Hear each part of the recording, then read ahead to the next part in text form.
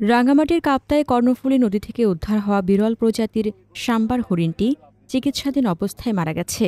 শুক্রবার বিকেল ৫টায় কাপ্তাই রেঞ্জ কার্যালয়ে চিকিৎসাধীন অবস্থায় হরিণটির মৃত্যু হয়। কাপ্তাই প্রতিনিধি রিপন মার্মার প্রতিবেদনে থাকছে বিস্তারিত।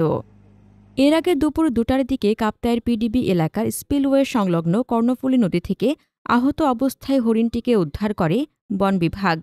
কর্ণফুলী রেঞ্জের সহকারী বন সংরক্ষক ও শিক্ষানবিশ রেঞ্জ কর্মকর্তা মোহাম্মদ আবু কাউসার জানান, প্রাথমিকভাবে ধারণা করা হচ্ছে বন কুকুরের আক্রমণ থেকে বাঁচতে পাহাড় থেকে নদীতে ঝাঁপ দেয় হরিণটি।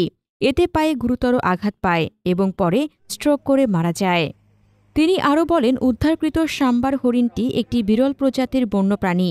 এর ওজন আনুমানিক ১০০ কেজি এবং উচ্চতা প্রায় ৪ ফুট। হরিণটির সুনির্দিষ্ট মৃত্যুর কারণ জানতে পশু চিকিৎসকদের মাধ্যমে ময়নাতদন্ত করা হবে বলে জানিয়েছেন সংশ্লিষ্ট কর্মকর্তারা। হাসনাতুজ্জাহান হিমু, দৈনিক খোলা চোখ। আপনার স্বপ্নের যাত্রা হোক ফ্লাই ইনফিনিটির সাথে।